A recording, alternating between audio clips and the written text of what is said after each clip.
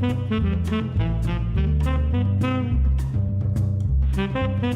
and welcome to the History of Africana Philosophy by G.K. Jeffers and Peter Adamson, brought to you with the support of the King's College London Philosophy Department and the LMU in Munich, online at historyofphilosophy.net.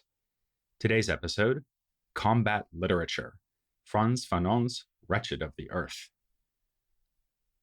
A persistent theme in our coverage of Africana philosophy has been the acceptability of violence as a tool for resisting oppression. Perhaps the example most likely to leap to mind, especially for North American listeners, will be the contrast between the nonviolent direct action of Martin Luther King Jr. and the by any means necessary motto of Malcolm X. But the debate, as we've seen over the course of this podcast series, has a much longer history. In 19th century America, it was above all David Walker who made the case in favor of violence. His appeal instructed Black readers to kill or be killed, and not to trifle with those who sought to murder and enslave them. This incendiary message moved many readers, but few Black activists were willing to endorse it without qualification. You may recall how Frederick Douglass wavered over the question, and that on one occasion, when he did recognize the need for violence, he met with rebuke from Sojourner Truth, who asked, "Frederick, is God dead?" Even T. Thomas Fortune, a journalist who was no stranger to fiery rhetoric, qualified his calls to arms. For him, violence was justified only after peaceful and political solutions were tried, and as a response to violence from the oppressor. He invoked the right of self-defense, saying, "Tell me that I shall be exterminated as you do. If I exercise that right, and I will tell you to go ahead and exterminate if you can." This is a fairly straightforward rationale for violence, and indeed a fairly uncontentious one. As we noted when discussing Malcolm X, few are so committed to pacifism that they completely reject the use of violence in self-defense. Most people believe that if it does come down to killing or being killed, then killing is morally licensed. Still, you might think, at least have the decency to regret doing it. Maybe this is why many have been disturbed by the first and most famous chapter of Franz Fanon's The Wretched of the Earth. Titled simply On Violence, it is an exploration of the practical and psychological need for violence in the struggle against colonialism. At no point does Fanon seem to regret this need. It has been observed that if Fanon had spoken of armed struggle rather than using the blunt word violence, it would perhaps have occasioned less outrage both at the time it was written and ever since. Speaking of the time that it was written, when we last spent time with Fanon before the break, he was completing his training in psychiatry at Lyon and publishing his first masterwork, Black Skin, White Masks. In 1953, after writing a competitive exam, he became qualified to hold the position of chief medical officer at a psychiatric hospital. This enabled him to make the fateful decision of going to Algeria to take up a position as chief medical officer at Blida Joinville, a psychiatric hospital not far from the capital of Algiers. Fanon could not have known at the time that only a year later the Algerian War of Independence would break out. He found himself treating people on both sides of the conflict, from a pair of Algerian teenagers who killed a French boy to policemen whose mental disturbances clearly stemmed from their work torturing suspected members of the National Liberation Front, or the FLN, its French initials. Fanon first made contact with the FLN in 1955 and became a covert supporter of its efforts by, for example, accommodating and treating fighters at the hospital. This is the Fanon who traveled to Paris in September of 1956 for the Congress of Black Writers and Artists. At this important meeting, discussed at length in previous episodes, Fanon contributed a paper entitled Racism and Culture.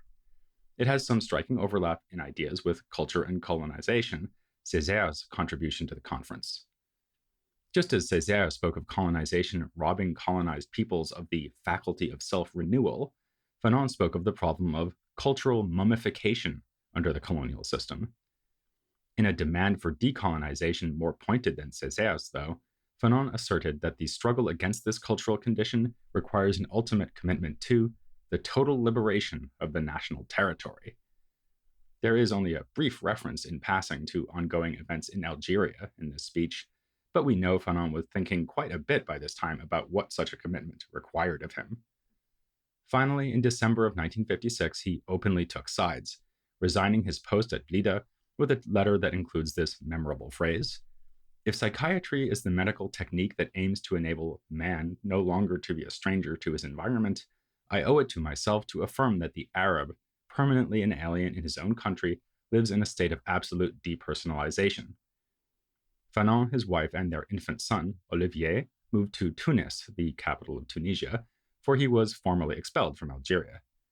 In Tunis, a center of FLN activities in exile, Fanon continued to work as a psychiatrist while becoming increasingly involved in the party. He contributed regularly to El Mujahid, the party's newspaper.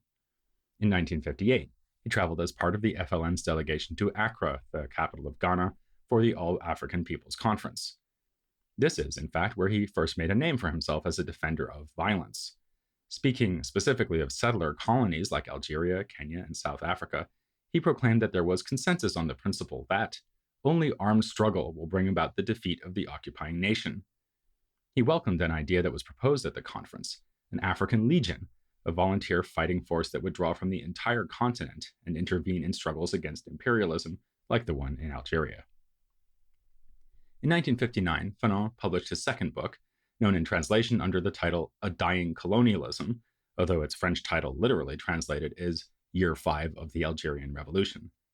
This title, which treats 1954 as a turning point in history, makes it obvious that Fanon was intellectually consumed by his involvement in the Algerian struggle. The book explores a number of different aspects of Algerian life in relation to the revolution: the veil, the radio, the family, the medical establishment, and differences of political stance within the white population of Algeria. The chapter on when and why Algerian women wear the veil, or take it off, in the context of the revolution, is among Fanon's most interesting and also most controversial discussions of gender. The following year, Fanon began officially representing the provisional FLN government in Accra, the capital of Ghana. He was ambassador not merely to Ghana but to sub-Saharan Africa in general, a position that made Pan-Africanism of a certain type a major theme of the last years of his life. It is important to say of a certain type, though. While he was already critical of negritude and black skin, white masks, this critique became, if anything, an even more significant part of his perspective as he dedicated himself to the Algerian Revolution. Fanon's vision of Pan-Africanist solidarity, unlike negritude, was not racial in character. Its focus was international cooperation for the sake of national liberation, which is why he used his position as ambassador to work toward the goal of an African Legion. He did not, however, have much time left. The year 1961 would turn out to be his last, as he was diagnosed with and ravaged by leukemia. In the spring of that year, as he worked on his last book, the one we're about to discuss in this episode, Fanon got the chance to have some long conversations with Jean-Paul Sartre, who, as we noted in the previous episode, was among his biggest philosophical influences, along with Césaire.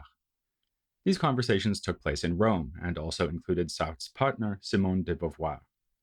According to Beauvoir, Fanon revealed himself in these conversations to be personally repulsed by violence, even when the violence was practiced by the FLN in their struggle for liberation in Algeria. He took this squeamishness to be a typical intellectual weakness on his part. Whatever his personal horror of violence, though, Fanon's philosophical commitment to violence, expressed in the first chapter of Wretched, is indeed unflinching. It goes well beyond the more or less uncontroversial idea that it is justified in cases of self-defense. Fanon claims that violence is essential to the dissolution of what he called the colonial situation. Echoing one of the major points of black skin, white masks, he says that it is the colonist who fabricated and continues to fabricate the colonized subject. The result is a Manichaean world with two antithetically opposed groups. He compares this to the mutual exclusion of Aristotelian logic, alluding to Aristotle's view that every meaningful proposition has an opposed contradictory proposition, with one true and the other false. It is that opposition, that duality, that is undone through violent resistance. Fanon can sometimes sound like he is just saying that violence is meted out to the colonizer as an equal and proportionate response to the colonizer's violence. Thus he writes, "Colonialism is not a machine capable of thinking, a body endowed with reason. It is naked violence and only gives in when confronted with greater violence." And again, the very same people who had it constantly drummed into them that the only language they understood was that of force now decide to express themselves with force. The colonial regime owes its legitimacy to force, and at no time does it ever endeavor to cover up this nature of things. Such passages may help to convince the reader that the oppressive colonizer just gets what he has coming to him, but the real rationale for violence goes deeper than this. Fanon's idea is that violence is the only way for the colonized to escape from the status of thing or animal, so as to become a human with agency in the world. The problem of being flattened by racism into an inert stereotype, as detailed in Black Skin, White Masks, is apparently solved in Wretched through anti colonial violence. Violence is essential to the process of attaining agency because it is uniquely a rebellion against social norms. Fanon says that because decolonization sets out to change the order of the world, it is clearly an agenda for total disorder. One cannot replace violence with, say, diplomatic dialogue and rational argument because challenging the colonial world is not a rational confrontation of viewpoints.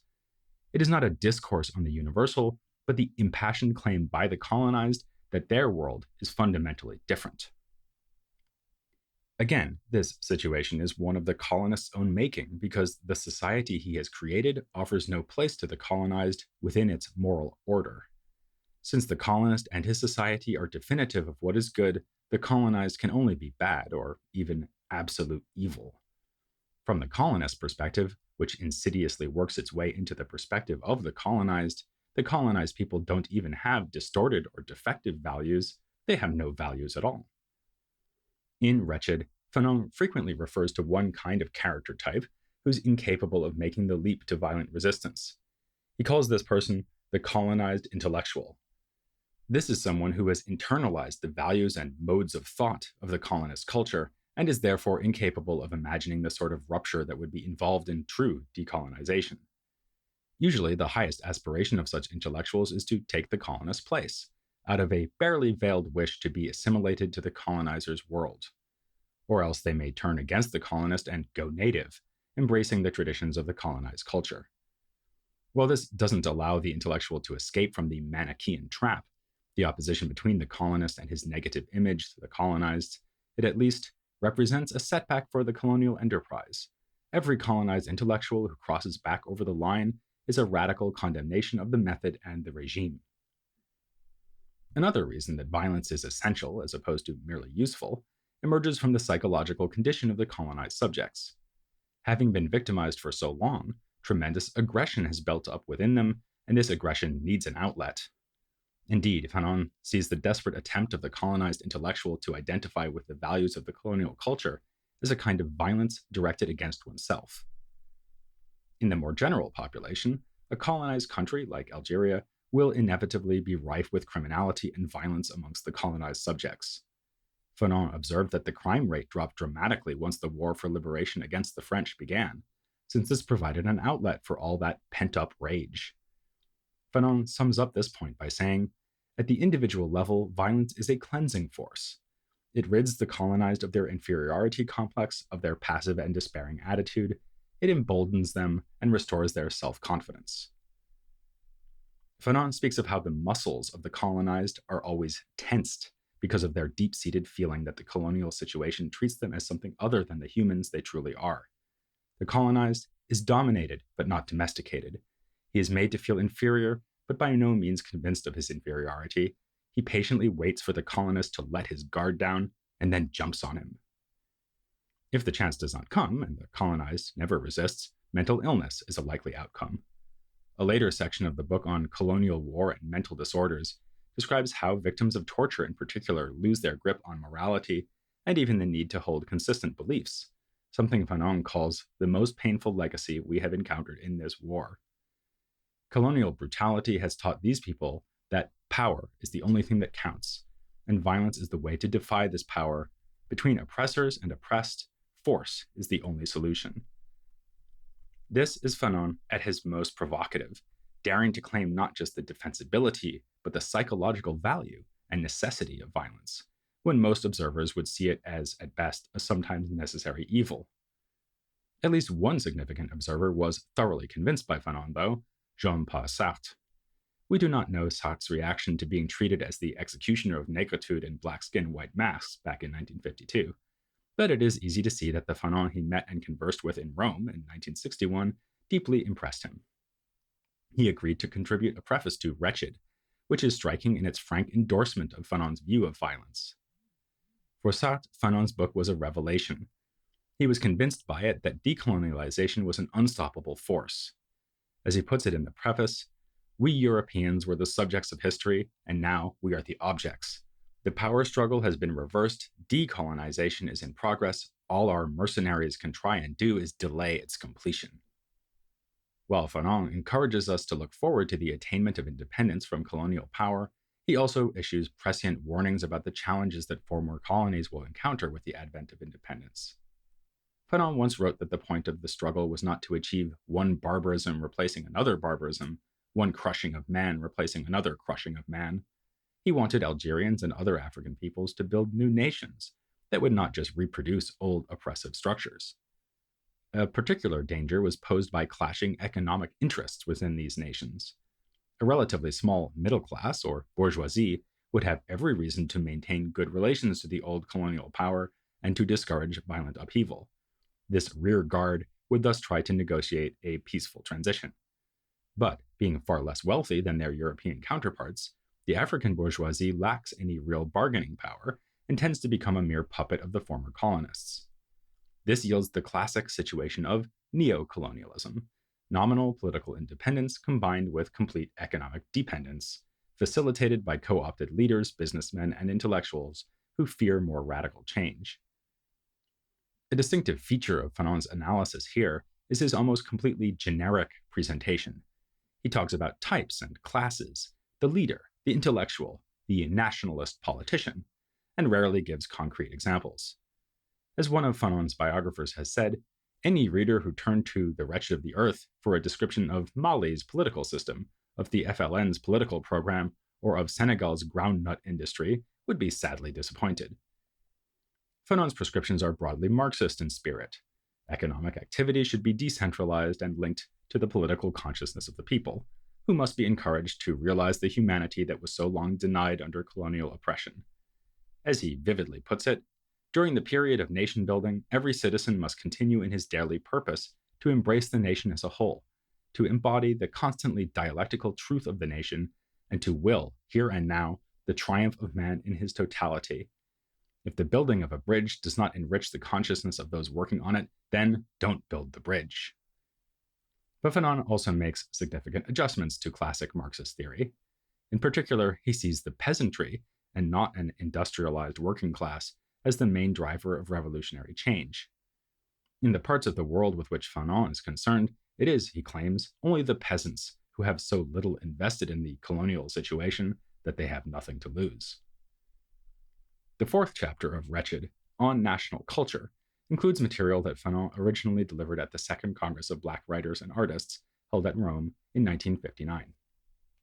After an epigraph that Fanon draws from Sékou Touré's contribution to the same conference, the chapter begins with these words, which are certainly among the most often quoted in all of Fanon's work. Each generation must, out of relative obscurity, discover its mission, fulfill it, or betray it.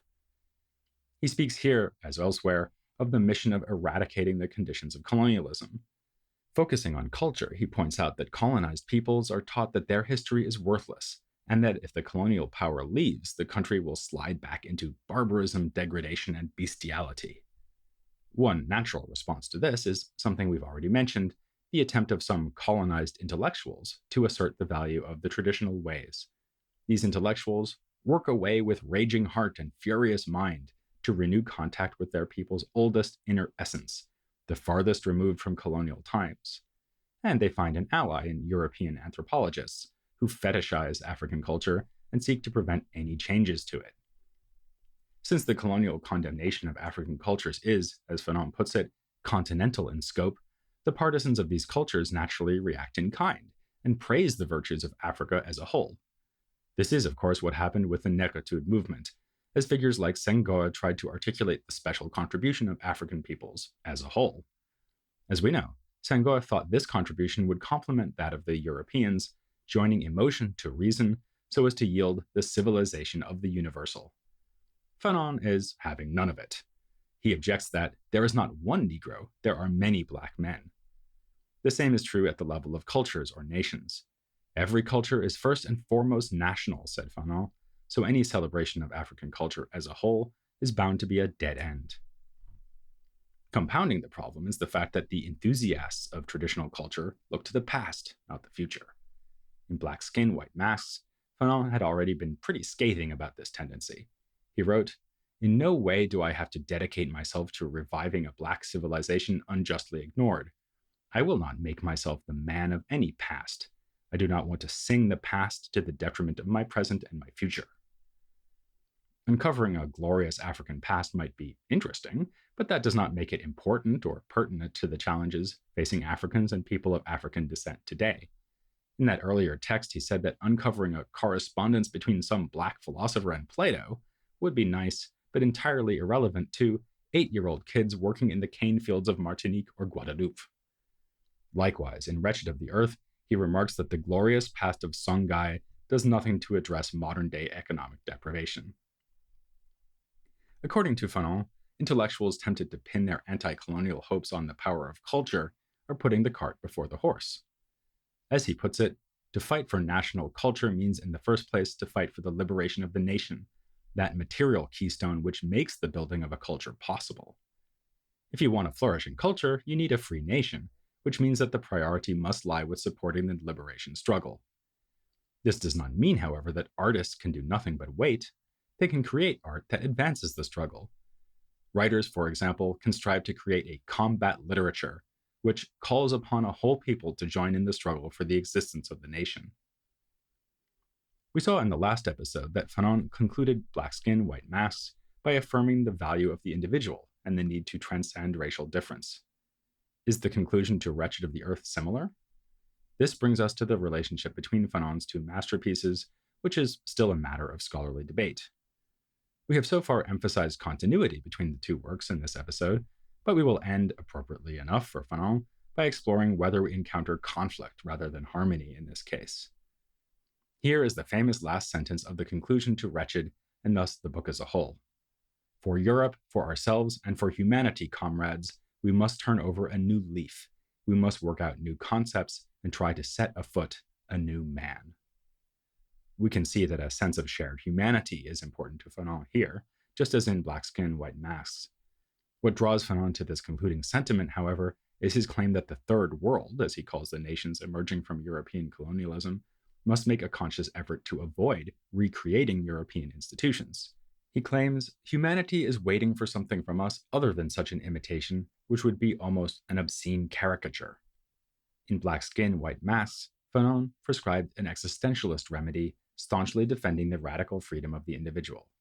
Here at the end of The Wretched of the Earth, it looks as if his preferred treatment is instead to find meaning in collective identity, whether that means one nation in particular or the Third World as a whole.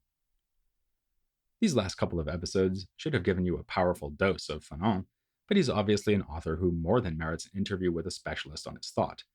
So it's just what the doctor ordered that we found such a specialist to come on the podcast, Lewis Gordon, author of, among other books, What Fanon Said. To find out what Gordon said to us about Fanon, join us next time here on The History of Africana Philosophy.